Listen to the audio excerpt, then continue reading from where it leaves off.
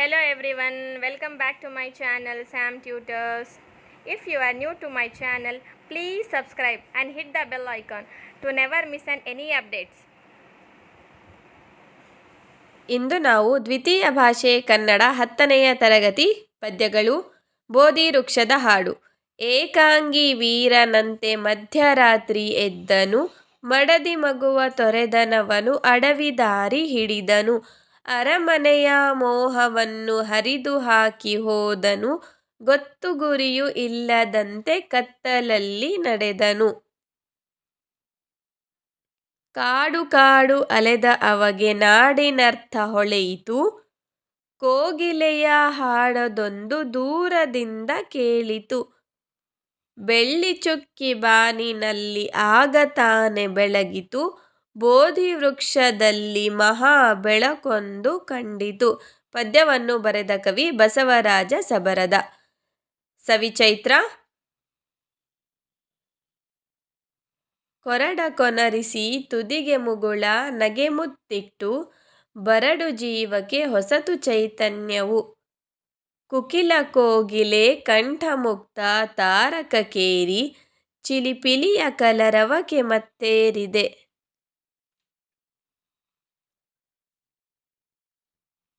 ಬಸವರಾಜ ಸಾದರ.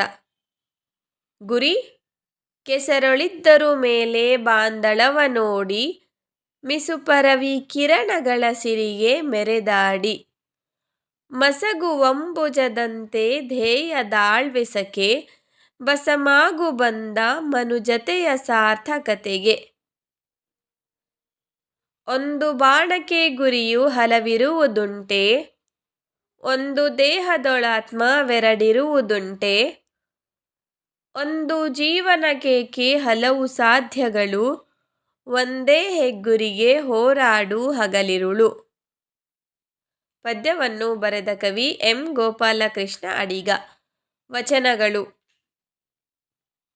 ಉಳ್ಳವರು ಶಿವಾಲಯವ ಮಾಡುವರು, ನಾನೇನ ಮಾಡುವೆ ಬಡವನಯ್ಯ, ಎನ್ನ ಕಾಲೇ ಕಂಬ ದೇಹವೇ ದೇಗುಲ, ಶಿರವೇ ಹೊನ್ನ ಕಳಶವಯ್ಯ. ಕೂಡಲ ಸಂಗಮ ದೇವ ಕೇಳಯ್ಯ, ಸ್ಥಾವರಕ್ಕಳಿವುಂಟು ಜಂಗಮಕ್ಕಳಿವಿಲ್ಲ. ಬಸವಣ್ಣ.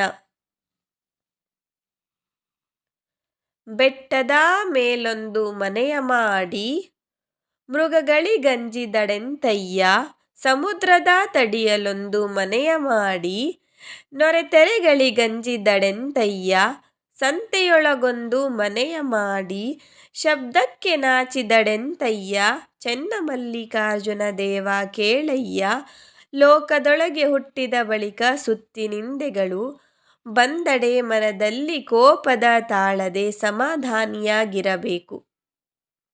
ಅಕ್ಕ ಮಹಾದೇವಿ. ಧನ್ಯವಾದಗಳು.